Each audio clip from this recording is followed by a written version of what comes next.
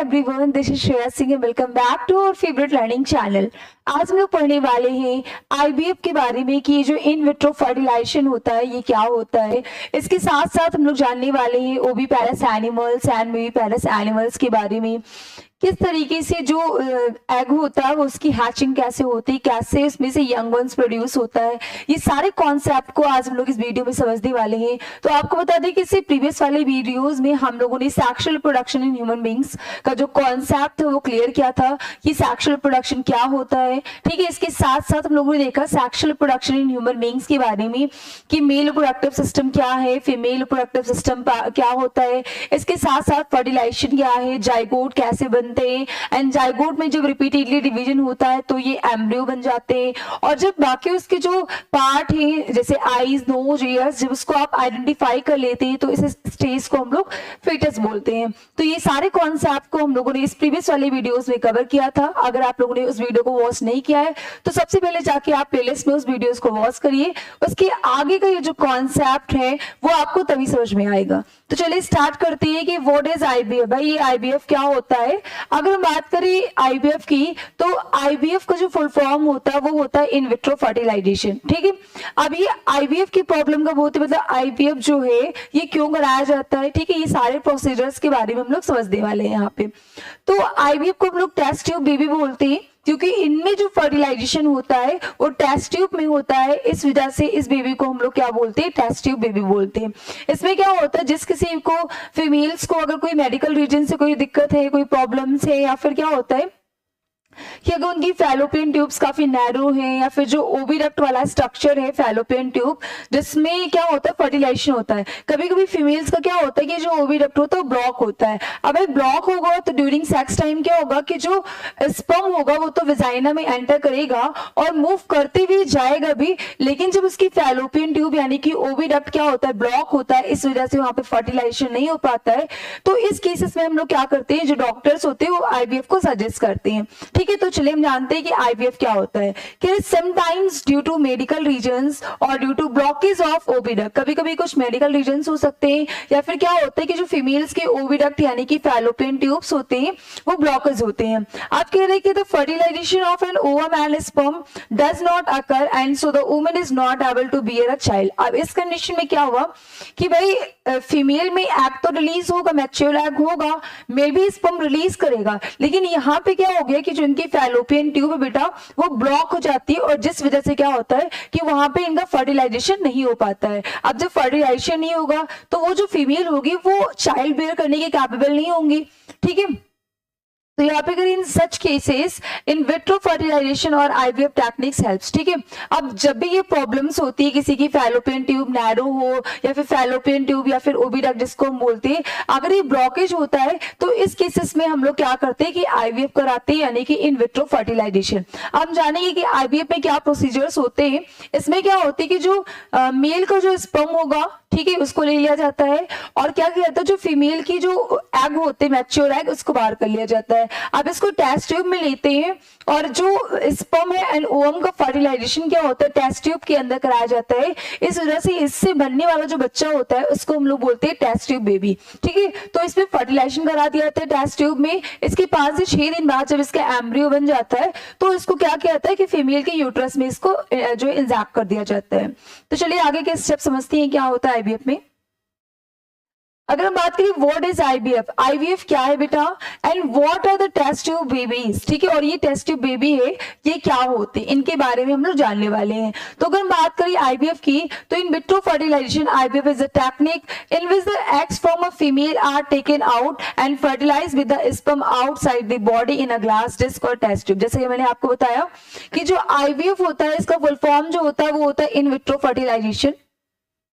ये एक ऐसी टेक्निक होती है जिसमें फीमेल से एग को बाहर निकाला जाता है और जो मेल होता है मेल का स्पर्म होता है। अब जो स्पर्म है और जो एग है इसको टेस्ट ट्यूब में फर्टिलाइज कराया जाता है, टेस्ट ट्यूब में या फिर डिस्क में। इस वजह से उससे बनने वाला जो बच्चा होता है उसको टेस्ट ट्यूब बेबी। ऐसा नहीं है कि जो बच्चा है वो टेस्ट ट्यूब नहीं प्रोड्यूस किया फिर टेस्ट ट्यूब के अंदर ही सारे प्रोसेस हो जाते हैं। ठीक है, बस केवल क्या होता है कि टेस्ट ट्यूब के अंदर फर्टिलाइजेशन कराया जाता है। These fertilized ovum और zygote is allowed to develop into an embryo for about 1 वीक, ठीक है, फॉर 1 वीक, यहाँ पे फिर की जगह पे क्या हो जाएगा, फॉर अबाउट 1 वीक। अब जो बेटा फर्टिलाइजेशन तो हो गया, तो फर्टिलाइजेशन के बाद जो जाइगोट बच्चे बने हुए हैं तो इनको क्या कहता है 6 से 7 दिन के लिए, मतलब जब तक ये एम्ब्रियो नहीं बन जाता तब तक ये इसको टेस्ट ट्यूब बेबी के मतलब टेस्ट ट्यूब के अंदर इसको रखा जाता है। Okay, 1 week after fertilization, the embryo form is placed back into the mother's body in the uterus and its further development take place in the uterus till birth। कह रहे बेटा कि 1 सप्ताह के बाद जब 6 से 7 दिन हो जाते हैं वो एम्ब्रियो बन जाता है जाइगोट से रिपीटेडली डिवीजन करके। जब वो एम्ब्रियो बन जाता है तो इसको क्या कहते हैं कि जो एम्ब्रियो है इसको क्या किया जाएगा कि मदर के यूट्रस में दोबारा से वापस डाल दिया जाएगा।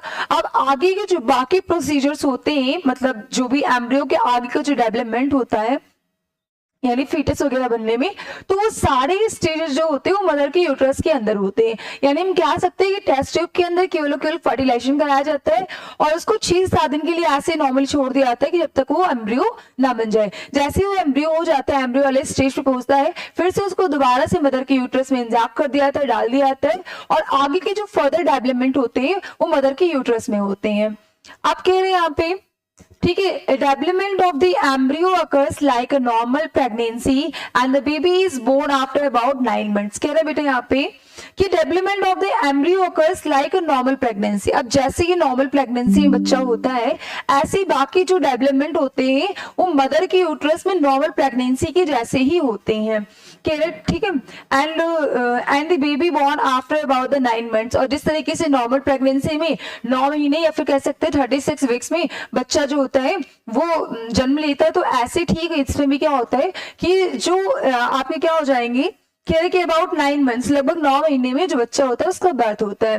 तो हम कह सकते हैं कि भाई आईवीएफ क्या है कि आईवीएफ इन विट्रो फर्टिलाइजेशन है, जिसमें भी जिस फीमेल्स में ठीक है कोई मेडिकल रीजन से कह सकते हैं या फिर अगर उनकी फैलोपियन ट्यूब जो है काफी नैरो है जिसमें हमारा स्पर्म ना एंटर कर सके, या फिर कह सकते हैं कि जो फैलोपियन ट्यूब या फिर ओविडक्ट है अगर ये ब्लॉकेज होती है तो इस कंडीशन में क्या किया जाता है बेटा कि जो मदर का जो एग होता है, फीमेल का जो एग होगा उसको बाहर निकाल लिया जाता है और मेल को जो स्पर्म होता है इसको टेस्ट ट्यूब में करके इसको फर्टिलाइज कराया जाता है। आफ्टर फर्टिलाइजेशन जब ये जाइगोट बनता है तो जाइगोट में जो रिपीटेडली डिवीजन होते रहते हैं इसके बाद में ये एम्ब्रियो बन जाता है। अब जो ये एम्ब्रियो इसको दोबारा से मदर के यूट्रस में डाल दिया जाता है, जिसके आगे का जो बच्चे का फर्दर डेवलपमेंट है वो आगे का डेवलपमेंट क्या होता है बच्चे के यूट्रस मतलब सॉरी मदर के यूट्रस में होता है। ठीक है, और बाकी जैसे नॉर्मल प्रेगनेंसी में बच्चे 9 महीने के बाद बर्थ लेते हैं, सेम ऐसे एज इट इज प्रोसेस जो होते हैं आईवीएफ में भी होते हैं। कहते यहाँ पे the baby is conceived through IVF techniques are commonly called test tube baby. अब बेटा क्या होता है कि जो बच्चा टेस्ट ट्यूब बेबी के थ्रू प्रोड्यूस हुआ है, ठीक है, टेक्निक के थ्रू बच्चा हुआ है, उसको हम बोलते हैं टेस्ट ट्यूब बेबी बोलते हैं, क्योंकि ऐसे ही मिसलीडिंग कॉन्सेप्ट है कि भाई टेस्ट ट्यूब में बच्चे के थ्रू बच्चा हुआ है, ठीक है, केवल फर्टिलाइजेशन क्या होता है टेस्ट ट्यूब के अंदर होता है। बाकी जो फर्दर डेवलपमेंट होता है वो ऐसा नहीं कि सारे बच्चे जो पूरी तरीके से बच्चे का जो प्रॉपर डेवलपमेंट है वो टेस्ट ट्यूब के अंदर होता है, ऐसा कुछ नहीं होता। ये मिसलीडिंग कॉन्सेप्ट है। जो टेस्ट ट्यूब है, टेस्ट ट्यूब में ओनली फर्टिलाइजेशन और कब तक होता है जब तक ये एम्ब्रियो नहीं बन जाता तब तक का टेस्ट ट्यूब का काम होता है। इसके बाद जैसे ही एम्ब्रियो बन जाता है इसको दोबारा से मदर के यूट्रस में डाल दिया जाता है। बाकी आगे की जो फर्दर डेवलपमेंट होते हैं वो मदर के यूट्रस में ही होते हैं। अब कह बेटा the term test tube babies is actually misleading. ठीक है, ये मिसलीडिंग है as babies are not develop in the test tube. ऐसा नहीं है बेटा कि इसका नाम टेस्ट ट्यूब पड़ गया तो बच्चा टेस्ट ट्यूब में ही डेवलप करता है। ठीक है, केवल फर्टिलाइजेशन होता है और तब तक मतलब फर्टिलाइजेशन के बाद इसको 1 हफ्ते के लिए टेस्ट ट्यूब में रखा जाता है तब तक कि वो एम्ब्रियो ना बन जाए। कह रहे it is only the fertilization that take place in the test tube or glass disc outside the body। यहाँ पे ये कह रहे बेटा कि it is only the fertilization that take place in the test tube or glass disc outside the body। केवल body के बाहर क्या हो रहा है, स्पर्म एंड ओवम दोनों मीट कर रहे हैं यानी कि फर्टिलाइजेशन हो रहा है। ठीक है, तो आई होप ये जो आईवीएफ का कॉन्सेप्ट था आपको इजीली समझ में आ गया होगा कि आईवीएफ यानी कि इन विट्रो फर्टिलाइजेशन है। जब कभी भी मेडिकल रीजन से या फैलोपियन ट्यूब ब्लॉकेज हो जाती है तो इस कंडीशन में डॉक्टर आईवीएफ के लिए सजेस्ट करते हैं। आईवीएफ में क्या होता है कि जो फीमेल होती है उनका एग मैच्योर एग को बाहर निकालते हैं और जो मेल होते हैं उनका स्पर्म होता है, टेस्ट ट्यूब में इनको डाला जाता है। ठीक है, फिर इसको क्या किया जाएगा, फर्टिलाइजेशन होगा। फर्टिलाइजेशन के बाद जो जाइगोट बनेंगे उनमें रिपीटेडली डिवीजन होकर के वो एम्ब्रियो का फॉर्मेशन कर लेंगे। अब इस एम्ब्रियो को क्या किया जाएगा कि जो मदर का यूट्रस होता है उसमें डाल दिया जाएगा। बाकी आगे के जो फर्दर डेवलपमेंट्स होते हैं वो सारे मदर के यूट्रस में होते हैं। जैसे नॉर्मल प्रेगनेंसी में बच्चा 9 महीने के बाद जो है उसका बर्थ होता है, ठीक है, ऐसे ही क्या होता है कि टेस्ट ट्यूब बेबी के थ्रू जो बच्चा होता है उसका भी 9 मंथ्स के या फिर 36 वीक के बाद क्या होता है, उसका भी बर्थ होता है।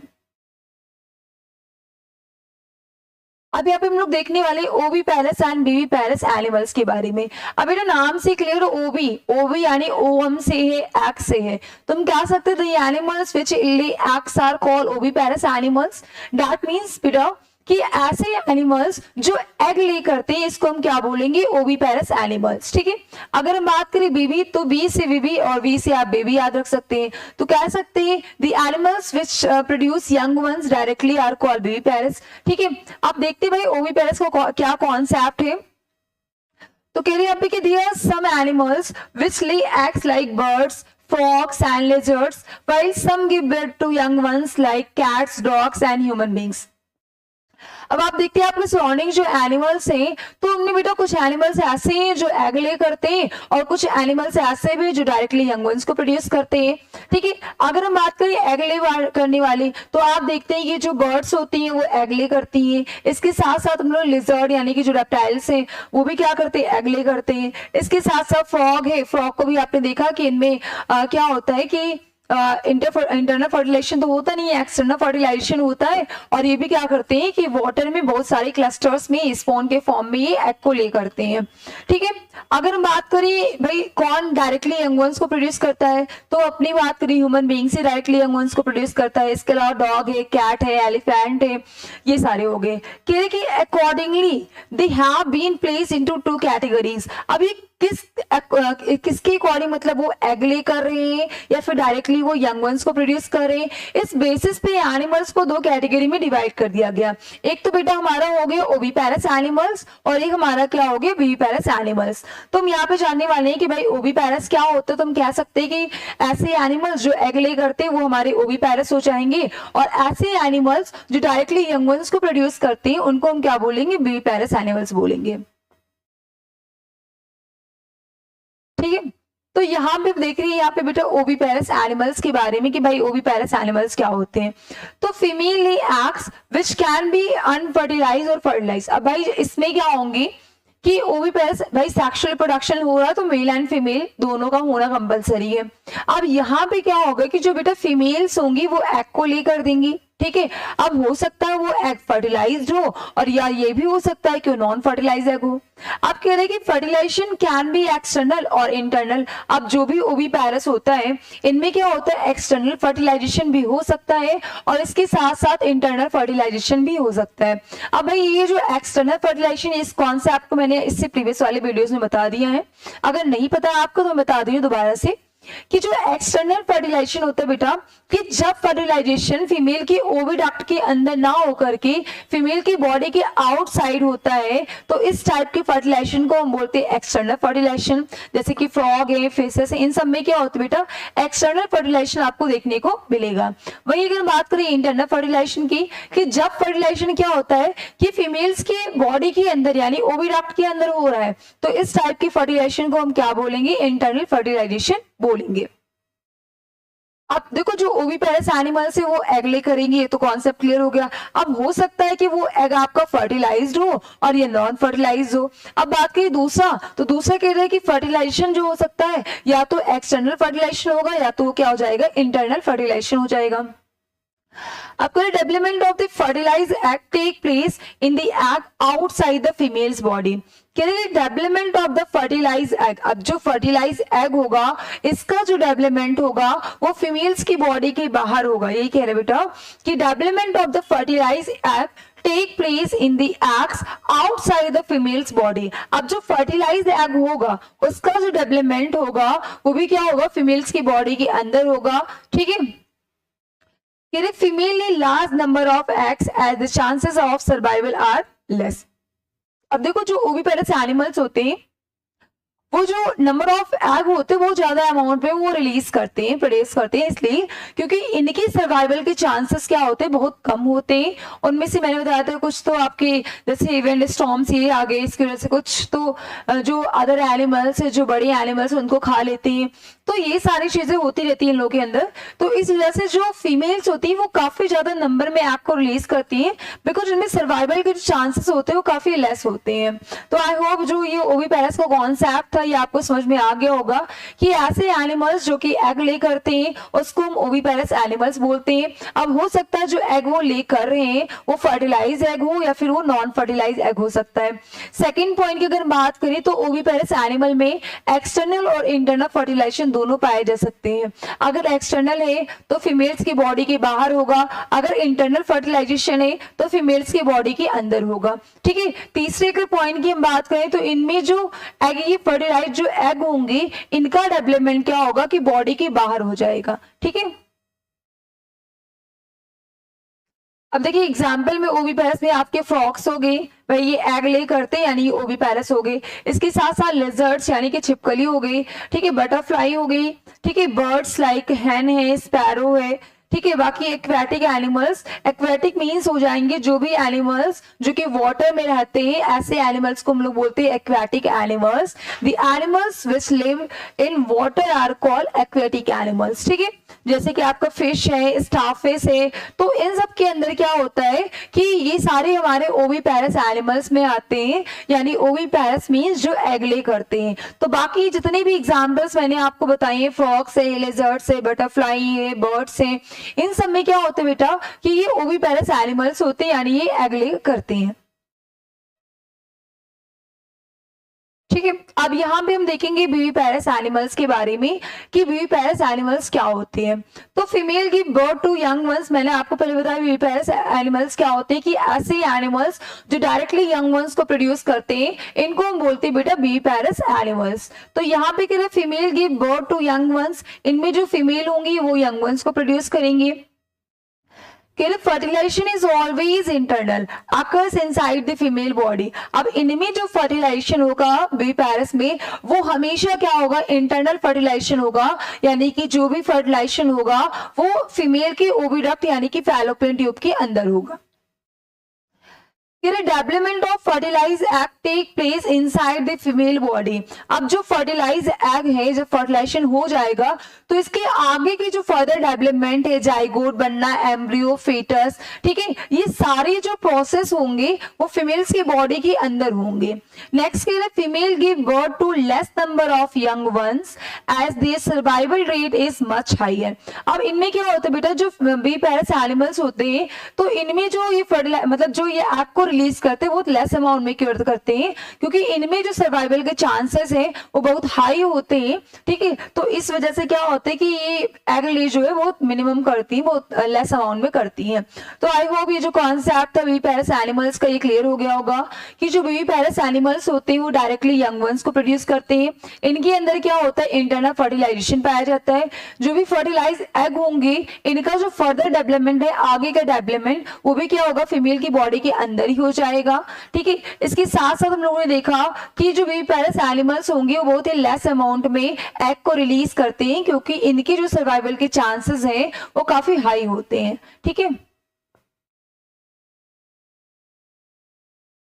एग्जाम्पल में बात करें तो जितने भी हायर एनिमल्स है जैसे कैट्स है, डॉग्स है, काउज है, ह्यूमन बींग्स है, तो हम लोग क्या है बेटा, हम लोग विविपेरस एनिमल्स हैं, यानी हम लोगों में क्या है कि हम लोग डायरेक्टली यंग वंस को प्रोड्यूस करते हैं। इसके साथ साथ हम लोग के अंदर इंटरनल फर्टिलाइजेशन होता है, और आफ्टर फर्टिलाइजेशन जो फर्दर डेवलपमेंट होता है वो भी क्या होता है कि फीमेल्स की बॉडी के अंदर ही होता है।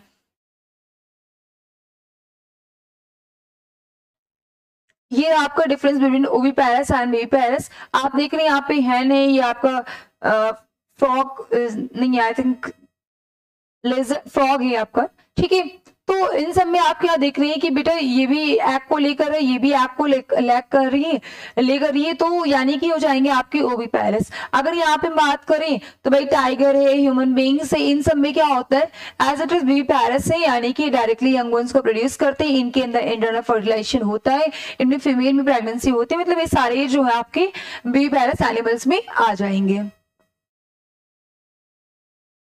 अब देखते हैं डेवलपमेंट ऑफ चिक। भाई चिक का डेवलपमेंट कैसे होता है, ठीक है। अब हम लोगों ने ये कॉन्सेप्ट तो पढ़ लिया भाई ओविपेरस एनिमल्स के बारे में कि इनमें इंटरनल और एक्सटर्नल दोनों होता है।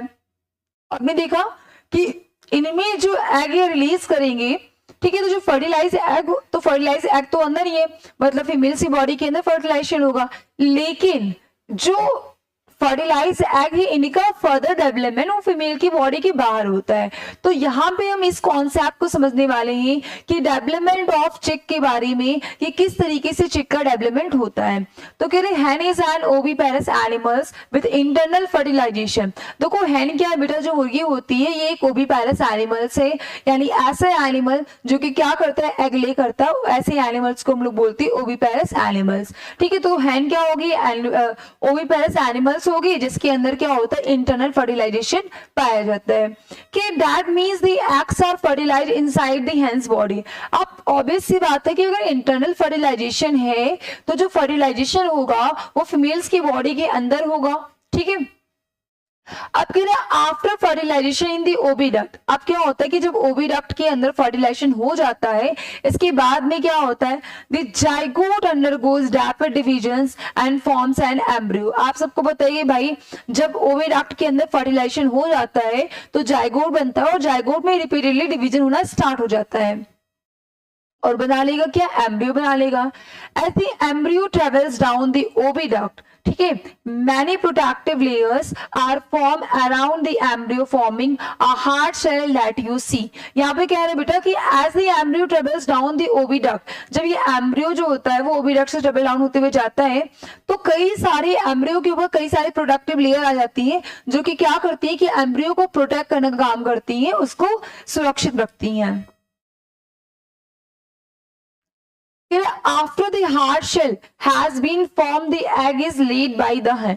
ठीक है, अब जो मुर्गी है जो हैन है जब वो एग ले करती हैं तो आप देखते हैं उनके ऊपर क्या होता है एक हार्ड शेल पाई जाती है। तो जो हार्ड शेल्स होती है इनका काम क्या होता है, it is the outermost shell of the egg, ठीक है। एग का जो आउटर मोस्ट होल होता है जो प्रोटेक्शन का काम करता है वो एग शेल्स होती हैं, ठीक है। इनकी जो सेल्स होती है काफी ज्यादा हार्ड होती है जिससे क्या करे कि जो हैन का जो एग है उसको प्रोटेक्ट कर सके। The egg contains the embryo made up of a few cells and look like a pin hand. अगर हम बात करें कि भाई ये जो एम्ब्रियो जो था इसके आगे का जो डेवलपमेंट हो रहा था, कह रहे एग कंटेन्स द एम्ब्रियो, तो एग के अंदर तो एम्ब्रियो है। अब एम्ब्रियो क्या होता है कई सारे फ्यू शेल्स से मिलकर बना होता है और देखने में ऐसा लगता है जैसे पेन का जो हेड होता है उसके जैसे आपको स्ट्रक्चर देखने को मिलेगा, ठीक है। कह रहे कि mother hen sits in the eggs to provide warm. अब आप देखते होंगे कि जब हैन क्या करती है एग ले कर देती है उसके बाद उसके ऊपर आके सिट करती बैठती है।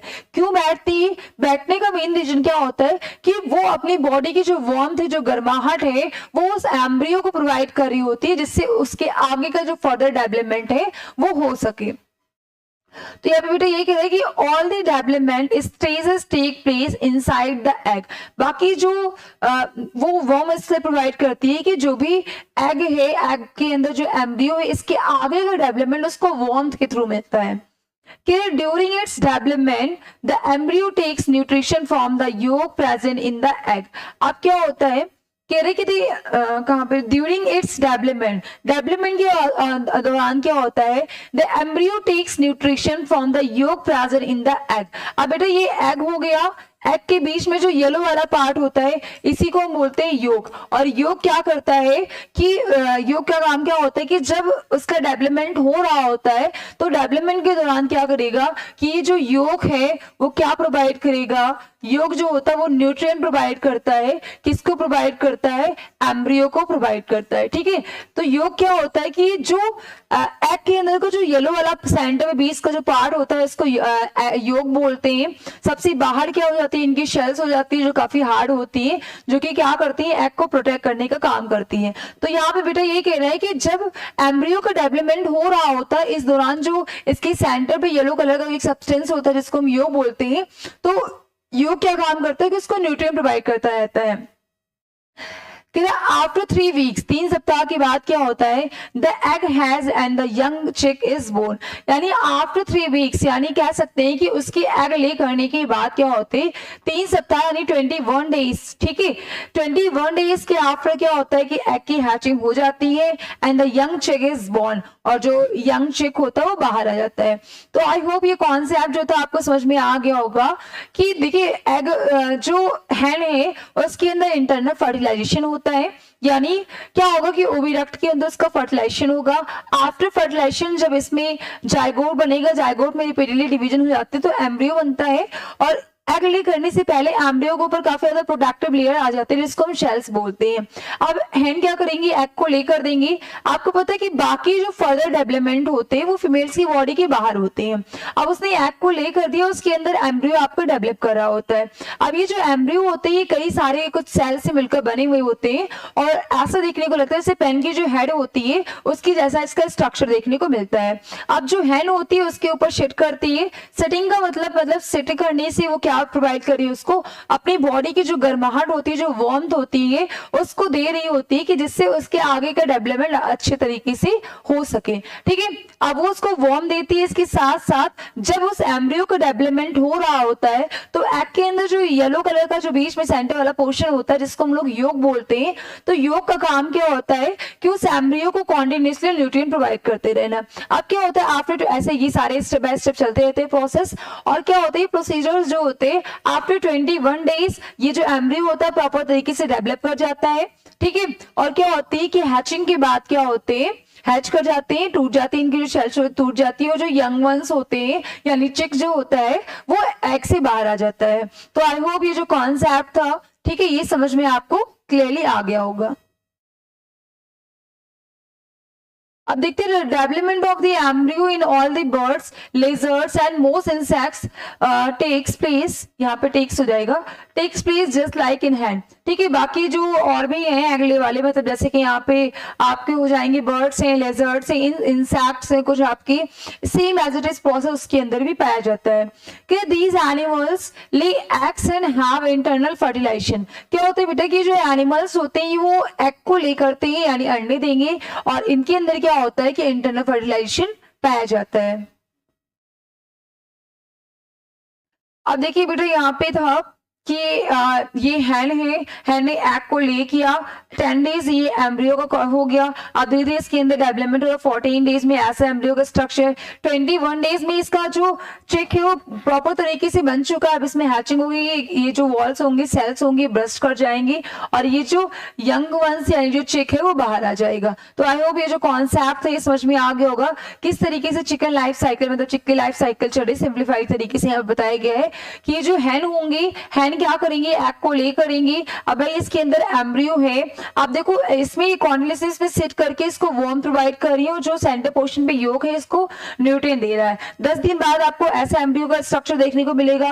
14 डेज में एम्ब्रियो कुछ आगे का फर्दर डेवलपमेंट हो जाएगा, एंड 21 डेज आफ्टर आपका ये यंग वंस को प्रोड्यूस कर देगा हैचिंग होने के बाद।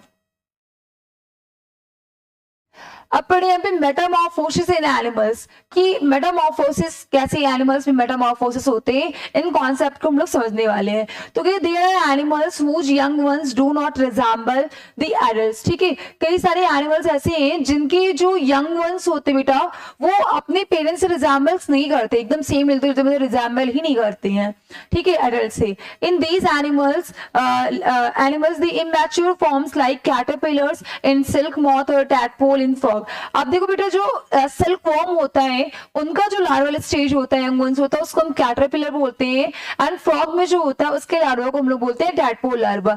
तो ये जो टैडपोल एंड कैटरपिलर है ये अपने पेरेंट्स से रिजेंबल नहीं करते हैं, मतलब उनसे मिलते जुलते नहीं है। कह रहे हैं यहाँ पे undergoes transformation to become adults, और इनमें क्या होता है कि इनको एडल्ट बनने में कई सारे ड्रास्टिक चेंजेस देखने को मिलते हैं, मतलब ये इनके अंदर ट्रांसफॉर्मेशन होते रहते हैं, कई सारे मतलब अपनी बॉडी को ये चेंज करते रहते हैं। This process of the transformation from immature stage to totally different adult form is called metamorphosis. अब देखिए metamorphosis क्या होता है, तो कह रहे हैं यहाँ पे this process of transformation from immature stage, देखो बेटा ये एक ऐसा प्रोसेस होता है जिसमें immature stage से, ठीक है, जो एडल्ट बनने में इनके अंदर जो जो ट्रांसफॉर्मेशन हुए, जो जो चेंजेस आते हैं, वो सारे हमारे मेटामॉर्फोसिस के अंदर आते हैं। तो इसी चीज को हम बोलते हैं, इसी प्रोसेस को हम बोलते हैं Metamorphosis.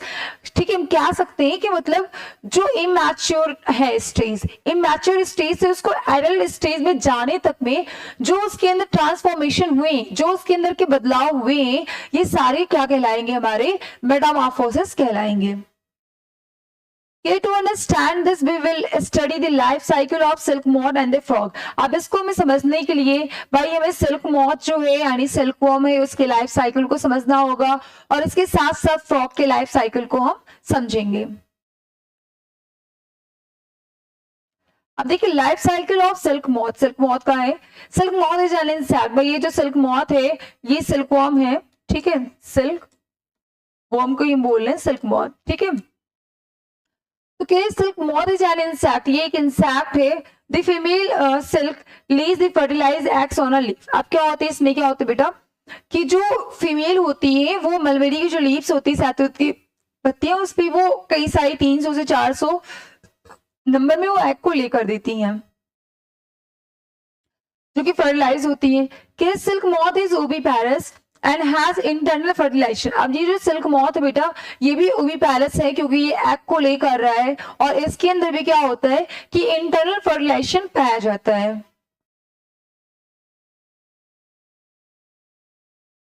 On hatching an egg develops into a larval stage called caterpillar. अब क्या होता है कि on hatching an egg develop into a larva stage called caterpillar. अब इनमें हैचिंग होता है एग के अंदर और ये डेवलप कर जाता है एक लार्वल स्टेज में जिसको हम बोलते हैं कैटरपिलर। क्या बोलेंगे? कैटरपिलर। ठीक है, अब इसमें ये बताएगी बेटा कि इसकी इस एग में हैचिंग होती है और हैचिंग करके ये जो एग होता है ये ट्रांसफॉर्म कर जाता है लार्वा में, जिसके लार्वा का क्या नाम हो जाएगा? कैटरपिलर हो जाएगा। Caterpillar also called silkworm. Caterpillar को हम लोग सिल्कवर्म के नाम से भी जानते हैं। ये कॉन्टिन्यूअसली क्या करता रहता है, मतलब कभी भुक्खड़ होता है, मतलब ये मलबेरी लीव्स को कॉन्टिन्यूअसली खाता रहता है और इसके अंदर ग्रोथ एंड डेवलपमेंट होता रहता है। आपके बेटा undergoes the changes to form a pupa. अब इसके अंदर चेंजेस आकर के ये प्यूपा बना लेगा। Pupa undergoes further changes and gets transform into an adult silk moth. अब देखो ये पहले तो ये एग था, इसके अंदर हैचिंग हुआ, वो हैचिंग होने के बाद ये एक लार्वा बना लिया जिसका नाम क्या हो गया? कैटरपिलर। अब कैटरपिलर के अंदर ट्रांसफॉर्मेशन होकर के इसने क्या बना लिया? प्यूपा बना लिया। अब जब प्यूपा के अंदर ट्रांसफॉर्मेशन हुआ तो ये एक एडल्ट क्या करेगा? सिल्क मॉथ को फॉर्मेशन कर देगा। कह रहे बेटा कि there are 4 distinct stage in the life cycle of the silk moth. Silk moth में उसके लाइफ साइकिल में 4 मेन स्टेजेस आपको अलग अलग देखने को मिलेंगे। एक तो एग हो जाएगा, दूसरा कैटरपिलर स्टेज आ जाएगा, तीसरा प्यूपा आ जाएगा और चौथा तो आपको यंग वंस है ही आपका सिल्क मॉथ। कि the development and transformation of a caterpillar into an adult silk moth is called Metamorphosis. बेटा ये कह रहे हैं कि जो डेवलपमेंट हो रहा है एक कैटरपिलर का एडल्ट बनने में, उसके अंदर जो जो ट्रांसफॉर्मेशन आ रहे हैं, जो जो बदलाव आ रहे हैं, वो सारे क्या कहलाएंगे? मेटामॉर्फोसिस कहलाएंगे। अभी अभी आप देख रही है सिल्कवर्म यानी बटरफ्लाई है आपका। इससे ये जो मलबेरी की लीव्स होती है इस पे ये क्लस्टर्स में, झुंड में क्या करते हैं? एग ले करते हैं, क्योंकि इनके भी सर्वाइवल के चांसेस बहुत कम होते हैं। तो ये क्या करेंगे? फिर इनके अंदर ट्रांसफॉर्मेशन हुआ, हैचिंग हुई और इन्होंने एक लार्वा प्रोड्यूस किया, सिल्कवर्म का लार्वा, जिसको हम लोग क्या बोलते हैं बेटा? कैटरपिलर बोलते हैं। ठीक है, कैटर पिलर हो जाएगा। ठीक है, अब ये कैटरपिलर हो गया। अब इसके अंदर ट्रांसफॉर्मेशन हुआ, इसने अपने मतलब ये ऐसा स्टेज होता है जो कॉन्टिन्यूअसली मलबेरी लीव्स को खाता रहता है, फिर एक स्टेज आता है कि खाना छोड़ देता है। अब इसने कोकून बना लिया। ठीक है, कोकून बनाने के बाद मतलब इसमें एक लार्वा सिक्रीट करता है, उसके चारों तरफ ऐसे लपेटता रहता है और जैसे ही वो एयर के कांटेक्ट में ये जो लार्वा आता है, स्लैबी जो सलाइवा जो आता है, तो ये थ्रेड के फॉर्म में कन्वर्ट हो जाता है। ये इसी से आपको क्या मिलता है? सिल्क मिलता है। ठीक है, तो ये सिलिकॉन यानी कोकून वाला स्टेज आ गया। अब इसके अंदर ट्रांसफॉर्मेशन होकर के ये फिर से क्या करेगा कि एक यंग वंस को प्रोड्यूस कर दिया इसने। तो ये थे चेंजेस के अंदर, ये किस में आ जाएंगे आपके मेटामॉर्फोसिस। ठीक है, तो आप क्या देख रहे हैं कि इमैच्योर से लेकर के जो इसके अंदर चेंजेस आ रहा है, ठीक है, ये क्या कहलाएगा, मेटामॉर्फोसिस। ठीक है, मेटामॉर्फोसिस। और ये बेटा सेम आपको मेटामॉर्फोसिस जो है ये सारी चीजें सारे, ठीक है, ये आपको फ्रॉग के अंदर भी आपको देखने को मिलती है। अगर बात करें फ्रॉग की तो ये भी पैरस एनिमल्स है, लेकिन इनमें एक्सटर्नल फर्टिलाइजेशन होता है, यानी जो मेल होगा वो स्पर्म को रिलीज करेगा आउटसाइड, ठीक है, एंड जो फीमेल्स होंगी वो एग को रिलीज कर देती हैं। तो इनमें जो फर्टिलाइजेशन होता है वो एक्सटर्नल होता है, दैट मींस फीमेल्स की बॉडी के अंदर फर्टिलाइजेशन पाया जाता है।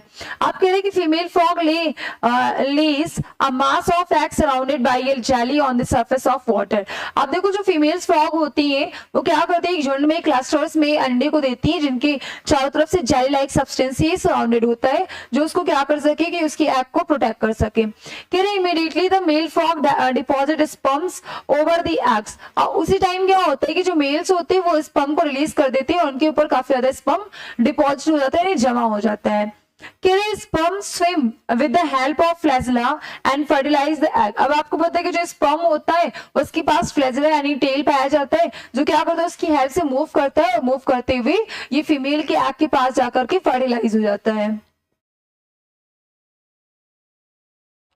यानी कि fertilize egg develop into tadpoles. अब ये जो बेटा फर्टिलाइज एग है उसके अंदर ट्रांसफॉर्मेशन होकर के चेंजेस होकर के ये लार्वा बना लेगा, जिस लार्वा का नाम हो जाएगा tadpoles. Tadpoles look like a fish, ठीक है, जैसे फिश होते हैं उसके पास टेल्स वगैरह पाई जाती है, तो ऐसे टैडपोल्स भी होते हैं। ठीक है, अब टैडपोल्स में बेटा क्या होता है कि इनके पास गिल्स पाए जाते हैं और ये पानी के अंदर ही रहते हैं। ठीक है, तो क्या बात करें यहाँ पे कि tadpoles looks totally different from an adult frog. जो टैडपोल होता है बेटा वो टोटली डिफरेंट होता है फ्रॉग से। आप टैडपोल को देख के ये अंदाजा नहीं लगा सकते ये फ्रॉग है, ठीक है, फ्रॉग का ही एक यंग मेंस है।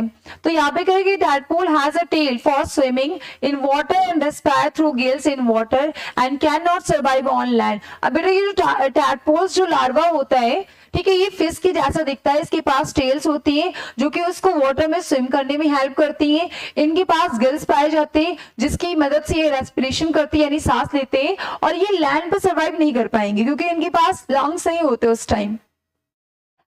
यहाँ पे कि tadpoles undergoes metamorphosis and transformation into an adult frog। ठीक है, आप क्या होते हैं कि जो tadpoles होते हैं इनके अंदर metamorphosis यानी काफी सारे drastic changes देखने को मिलते हैं and transform into adult frog।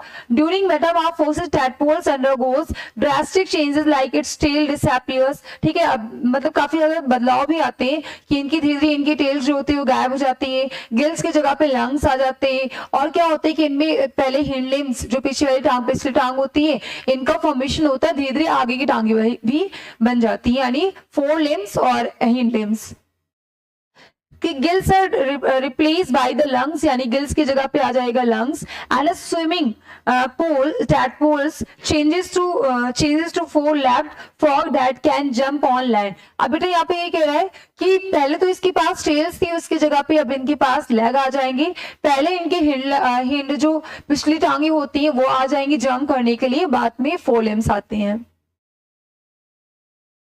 ठीक है, तो ये हो गया लाइफ साइकिल ऑफ फ्रॉग की कि एडल्ट फ्रॉग था, इसने झुंड में क्या किया, एग रिलीज किया, ये एम्ब्रियो बना, tadpole changing to water plant. ठीक है, अब यहाँ पे देख रहे हैं कि फिश के जैसे देखने को स्ट्रक्चर मिल रहा है, इसके पास टेल्स वगैरह है यानी एक्सटर्नल गिल्स फॉर ब्रीदिंग। इनके पास गिल्स पाई जाती है जो कि पानी में रह करके वो सांस ले सके। ठीक है, टेल्स कीप ऑन ग्रोइंग, अभी टेल्स इनकी ग्रो ही कर रही है। अब धीरे धीरे क्या होते हैं कि हिंड लिम्स अपीयर, सबसे पहले इनकी पिछली टांगे आती हैं, फिर क्या होगा lips from food is store in the tail. अब ये क्या करेगा, lips from food is store in the tail वगैरह, मतलब फूड वगैरह को स्टोर करने लगेगा। धीरे धीरे आप क्या देख रहे हैं कि ये एक यंग फ्रॉग में कन्वर्ट हो गया। तो आप क्या देख रहे हैं कि मैच्योर स्टेज से लेकर के एक कंप्लीट या एडल्ट बनने तक इसके अंदर जो भी ट्रांसफॉर्मेशन हुआ है ये सारे मेटामॉर्फोसिस के अंदर आते हैं हमारे। अब यहाँ पे हम देख रहे हैं बेटा एसेक्सुअल रिप्रोडक्शन के बारे में कि भाई एसेक्सुअल रिप्रोडक्शन क्या होता है। तो कह रहे हैं asexual reproduction means formation of an organism without diffusion of gametes. अब एसेक्सुअल रिप्रोडक्शन क्या होता है कि इसमें क्या होता है कि भाई इसमें किसी भी टाइप का फ्यूजन नहीं होगा, गैमेट्स का फॉर्मेशन नहीं होगा, तो विदाउट एनी फ्यूजन, ठीक है, इसमें रिप्रोडक्शन होगा। ठीक है, कह रहे कि it is a common mode of reproduction in unicellular animals like amoeba and lower multicellular organisms like hydra, sponges and other animals. It involves only a single parent. यहाँ पे ये कहते हैं बेटा ये सेक्सुअल रिप्रोडक्शन क्या होता है, इनमें सिंगल पेरेंट इन्वॉल्व होते हैं, इनमें किसी भी टाइप के गैमेट्स का फॉर्मेशन नहीं होता है, ना ही किसी भी टाइप का फ्यूजन होगा, फर्टिलाइजेशन होगा। ये आपके लोअर एनिमल्स लाइक यूनिसेलुलर जो है जैसे अमीबा है, पैरामीशियम है, ठीक है, हाइड्रा है, इन सब के अंदर आपको देखने को मिलेगा। देखो it gives rise to individuals that are identical to the parent. इनमें जो भी नए इंडिविजुअल्स बनेंगे वो सेम अपने पेरेंट से रिजेंबल करेंगे। आप ऑफस्प्रिंग में और पेरेंट में आप डिफरेंशिएट नहीं कर पाएंगे कि कौन पेरेंट है और कौन ऑफस्प्रिंग है। It is rapid mode of multiplication. ये क्या होता है, मल्टीप्लीकेशन का एक काफी रैपिड मोड होता है, काफी तेजी के साथ इसमें क्या होता है कि रिप्रोडक्शन होता है। Gametes are not form so there is no fertilisation. इसमें क्या होता है कि किसी भी टाइप की गैमेट्स नहीं बनते हैं, यानी इनमें क्या होता है फर्टिलाइजेशन नहीं पाया जाता है। कह रहे asexual reproduction sorry gametes are not form so there is no fertilisation. अब भाई इसमें कोई भी गैमेट्स नहीं है, male gametes and female gametes नहीं है, तो जब गैमेट्स ही नहीं है तो किस टाइप का फ्यूजन होगा, यानी इसमें फर्टिलाइजेशन भी आपका नहीं पाया जाएगा। आप कह रहे बेटा कि asexual reproduction in animals occurs by various means but in this chapter we will study only two means. कई सारे तरीके बट हमें पढ़ना इस चैप्टर में दो ही है, एक तो बाइनरी फिजन है और एक हमारा क्या हो जाएगा, बडिंग हो जाएगा। अब देखो बाइनरी फिजन या एम्बीवा की बात करें तो ये जो बाइनरी फिजन होता है ये सेक्सुअल रिप्रोडक्शन का एक मोड है जो कि एमीबा के अंदर पाया जाता है। अगर हम बात करें बाइनरी फिजन की तो binary fission means splitting into two, यानी बाई मींस क्या हो जाएगा बेटा, टू। तो कोई भी एक बॉडी है जो टूट करके कोई दो वो स्प्लिट होकर के कोई दो नए डॉटर सेल्स का फॉर्मेशन कर ले, यही कहलाएगा आपका बाइनरी फिजन कहलाएगा। कह रहे an animals reproduces by dividing into two individuals. इसमें क्या होगा बेटा कि एक कोई इंडिविजुअल्स है, ठीक है, इसके अंदर के न्यूक्लियस है और ये स्प्लिट करके, ठीक है, ये टूट करके डिवाइड हो करके ये किसी दो नए डॉटर सेल्स का निर्माण कर ले, फॉर्मेशन कर ले, तो यही कहलाता है बाइनरी फिजन। यानी एक से दो डॉटर सेल्स का फॉर्मेशन हो जाए, एक बॉडी है कोई स्प्लिट करके टूट करके कोई दो नई बॉडी का फॉर्मेशन कर ले, यही कहलाएगा आपका बाइनरी फिजन। आप क्या कह रहा है बेटा यहाँ पे, binary fission is observe in amoeba which is a single cell microscopic animals। अब देखो बाइनरी फिजन आपको किसके अंदर देखने को मिलेगा, तो ये अमीबा के अंदर देखने को मिलेगा जो कि यूनिसेलुलर है, यानी इनकी बॉडी केवल एक सिंगल सेल से मिलकर बनी होती है और ये माइक्रोस्कोपिक होते हैं, यानी आप इसको नेकेड आई से नहीं सीन कर सकते, इसको देखने के लिए आपको जो है माइक्रोस्कोप की नीड पड़ेगी। आपके बेटा binary fissions one parent amoeba divides to form two small amoeba. आप कह रहे कि बाइनरी फिजन में क्या होता है कि जो पेरेंट अमीबा होंगे वो स्प्लिट कर जाएंगे, टूट जाएंगी और इनसे क्या हो जाएंगी कि इन्हीं से दो नई छोटी छोटी अमीबा का फॉर्मेशन हो जाएगा। कह रहे each small amoeba then grows into an adult amoeba similar to the parent. अब बेटा देखो यहाँ पे एक अमीबा था जो कि ये स्प्लिट कर गया और ये दो छोटे छोटे नए अमीबा का फॉर्मेशन कर लिया। अब ये जो दो नए स्मॉल अमीबा बने हैं ये क्या करेंगे, आगे फर्दर डेवलपमेंट करके ये ठीक अपने पेरेंट के जैसे आपको देखने को मिलेंगे, सेम रिजेंबल करेंगे अपने पेरेंट के जैसे। अब इनके अंदर कैपेबिलिटी आ जाएगी कि ये स्प्लिट करके किसी दो अमीबा का फॉर्मेशन कर ले। तो बाइनरी फिजन नाम से फिजन का मतलब एक से टूट जाना बेटा, और बाय मींस क्या, तो कोई एक बॉडी होगी टूट करके कोई दो नई बॉडी का फॉर्मेशन कर ले, यही कहलाएगा आपका बाइनरी फिजन जो कि आपको अमीबा के अंदर देखने को मिलता है। Reproduction by binary fission also occurs in other unicellular organisms like Paramecium and Euglena। ठीक है, तो अमीबा के अलावा और भी यूनिसेलुलर ऑर्गेनिजम्स में देखने को मिलेगा आपको बाइनरी फिजन, जैसे कि आपको पैरामीशियम हो गया एंड यूग्लिना हो गया। ये था बेटा पेरेंट अमीबा। अब इसके न्यूक्लियस में धीरे धीरे क्या हो जाता है कि ये डिवाइड होना स्टार्ट कर देते हैं और स्प्लिट यानी एक खांच बन जाती है और धीरे धीरे इसकी साइटोप्लाज्म मूव करते हुए इसके अंदर आगे इसका न्यूक्लियस। अब धीरे धीरे क्या कर जाएंगे कि ये जो खांच है स्प्लिट है यहीं से बीच से स्प्लिट कर जाएंगे और दो नए डॉटर सेल्स का फॉर्मेशन कर लेंगे। अब बेटा ये जब बड़े हो जाएंगे एडल्ट होंगे तो ये सेम अपने पेरेंट के जैसे रिजेम्बल्स करेंगे। इनकी भी कैपेबिलिटी हो जाएगी धीरे धीरे इनके जो न्यूक्लियस होते हैं वो इलोंगेट होते हैं और धीरे धीरे इनमें स्प्लिट होना स्टार्ट कर देते हैं, खांच बना लेते हैं और इनकी जो साइटोप्लाज्म है इसमें मूव कर जाएंगे और इनके न्यूक्लियस में डिवीजन हो जाएगा। एंड न्यूक्लियस के डिवीजन के बाद जो एक पेरेंट बॉडी थी वो टूट करके कोई दो नई बॉडी का फॉर्मेशन कर ली। यही क्या हो गया आपका बाइनरी फिजन हो गया। अब यहाँ पे देख रहे हैं बडिंग इन हाइड्रा, किस तरीके से हाइड्रा में बडिंग होता है। तो कोई बडिंग का मतलब क्या है, एक एक्स्ट्रा आउटग्रोथ आना, एक बल्ज लाइक स्ट्रक्चर आ जाना, ठीक है, जो कि मैंने आपको सेक्सुअल रिप्रोडक्शन प्लांट चैप्टर में पढ़ा दिया है। अब यहाँ पे कह रहे हैं कि in budding the new individuals arises as an outgrowth called bud from the parent organisms. अब इसमें क्या होता है बडिंग में बेटा कि इसमें कोई नए इंडिविजुअल्स बनते हैं जब किसी एक पेरेंट, मान लो कोई एक पेरेंट ऑर्गेनिजम्स है, ठीक है, अब इस पेरेंट ऑर्गेनिजम्स में कोई एक एक्स्ट्रा आउटग्रोथ आ जाए, ठीक है, तो इसी को हम क्या बोलेंगे बेटा, बर्ड्स बोलेंगे। क्या बोलेंगे, बर्ड्स बोलेंगे। तो जब इस बर्ड्स के थ्रू कोई नए इंडिविजुअल्स का फॉर्मेशन हो जाए तो ये क्या कहलाएगा, आपको बडिंग कहलाएगा।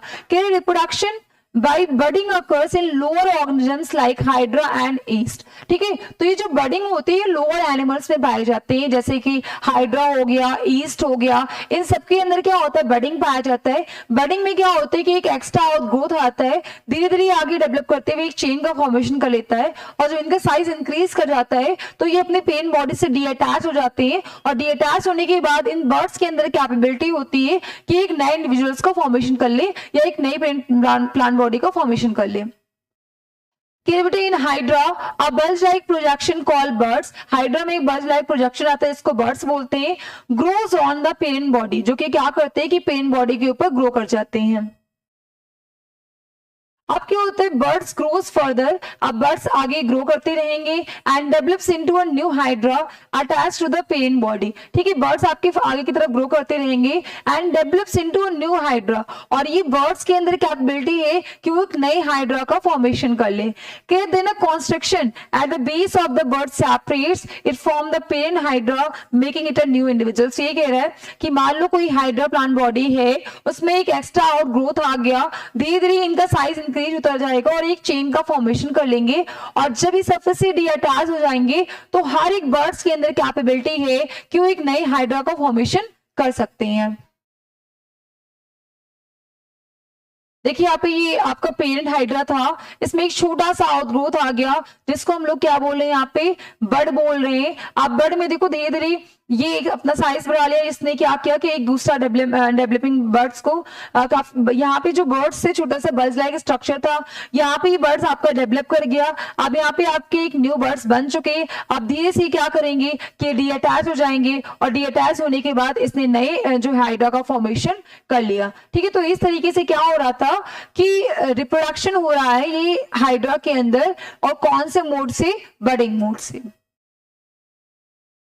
अब देख रहे हैं यहाँ पे story of Dory at the colon, ठीक है, ये जो कॉन्सेप्ट है हम लोग नेक्स्ट वीडियो में कवर करेंगे। तो आई होप जितना मैंने आपको समझाया है इस चैप्टर के एंड तक, मतलब स्टार्टिंग से लेकर एंड तक आपको सारे कॉन्सेप्ट समझ में आ गए होंगे। अगर आपको कोई भी इस चैप्टर से, कोई भी आपको टॉपिक से लेकर के अगर आपको कोई भी डाउट्स हैं तो डाउट सेशन को आप क्या कर सकते हैं, कमेंट में पिन अप कर सकते हैं।